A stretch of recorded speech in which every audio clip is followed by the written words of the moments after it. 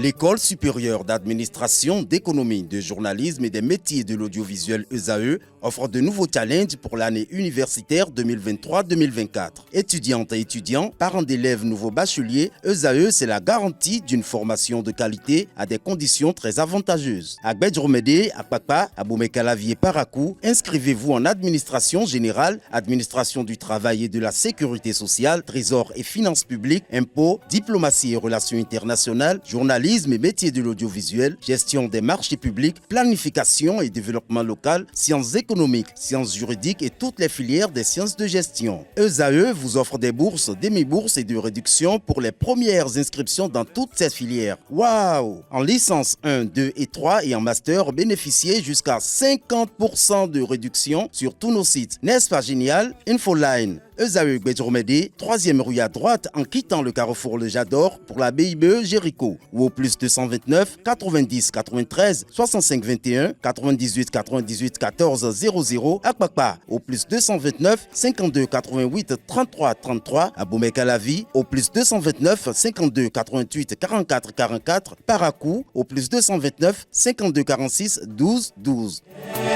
ESAE, l'excellence à un nom. La page des sports avec vous, Anaël Dou, bonjour à nouveau. À nouveau, bonjour, Abdelkader. La 6e journée de la Super League Pro a livré son verdict ce week-end. Effectivement, les matchs de la 6e journée de la Super League professionnelle de football ont livré leur verdict. Encore une fois, Coton Football Club, champion en titre, s'est fait surprendre. Le club a perdu 0 but contre 1 devant l'AS Takoune. Et ceci au même moment que l'Autopopo se faisait accrocher à domicile par les Dragons de Louémé, 0 but partout. Aema Football Club a fait le 3 buts à 0 devant Espoir de Savalou. Pour 3 buts à 1, par contre, 3 buts à 1 pour Damissa Football Club face à l'AS Cotonou. Match nul, 1 but partout entre Dynamo d'Abomey et la JSP. 0 but partout, par contre, entre les Requins de l'Atlantique et Bani Gansé. Aspac fait également le match nul, 1 but partout face aux Cavaliers de Niki.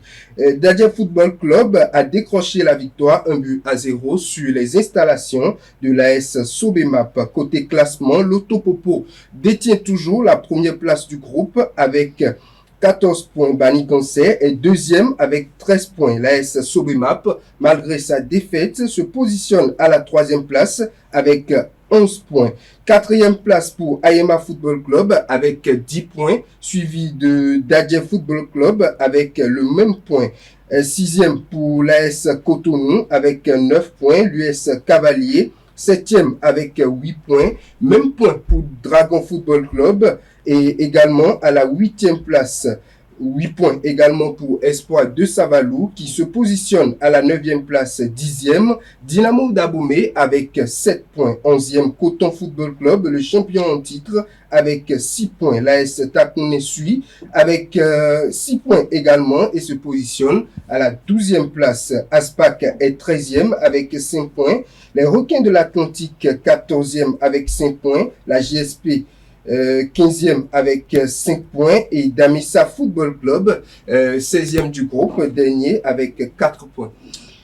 Les 13e ou la 13e journée, les 13e Jeux africains, autant pour moi, les 13e Jeux africains Accra 2023, on en parle, le Bénin se qualifie au bleu final en natation, en 2 finales en natation. Effectivement, les 13e Jeux africains Accra 2023 se poursuivent toujours à Accra, notamment au Ghana, avec des fortunes diverses pour les athlètes béninois engagés. Hier dimanche, 10 mars 2024, les épreuves de la natation étaient au rendez-vous. De bonnes nouvelles pour le Bénin. En effet, le nageur Jefferson Panon se qualifie pour la finale du 50 mètres papillon avec un chrono de 24 secondes, le 8e meilleur temps des qualificatifs. Il en est de même pour Alexis Michel Kpadé dans sa catégorie qui se qualifie également pour la finale.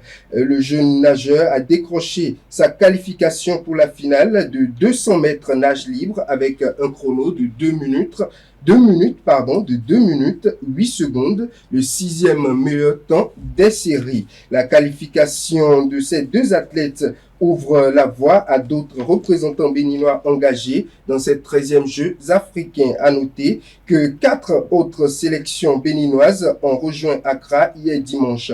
Il s'agit de celles du tennis, du bras de fer, du judo et du handball. Football, match nul entre le Bénin et la Gambie. Dans la discipline du football de ces 13e Jeux africains à Accra, le Bénin lançait dans la soirée du vendredi 8 mars sa compétition face à la Gambie, notamment au football. Les U20 béninois n'ont fait qu'un simple match nul, 0 but partout, lors du match comptant pour la première journée. Dans l'autre match de la poule A, c'est également le match nul, 0 but partout, entre le Ghana et le Congo. Francis Ngannou perd son deuxième combat, cette fois face à Anthony Joshua. Dans un affrontement très attendu à Riyad, Anthony Joshua a rappelé sa puissance en battant Francis Ngannou par KO dès le deuxième round. La performance de Joshua a été impressionnante, marquant ainsi sa 4e victoire consécutive dans la catégorie des poids lourds. Francis Ngannou, star du MMA, a été dominé dès le début de la rencontre de ce combat, notamment subissant plusieurs chutes avant de s'effondrer au deuxième round. Malgré sa détermination, il concède ainsi sa 2e défaite en boxe. Mais combat assez rentable pour le boxeur camerounais qui empoche par la même occasion une cagnotte de 20 millions de dollars, soit 11 milliards de francs CFA. Merci à vous, Anaël Doro. On se retrouve en fin d'émission pour le panel de discussion. Merci à vous. Merci une fois encore à vous, Nasrine Fatombi, pour votre présentation du bulletin matinal d'information. Chers amis internautes, à présent, on installe les chroniques des rubriques après, notamment définition du jour et trucs et astuces.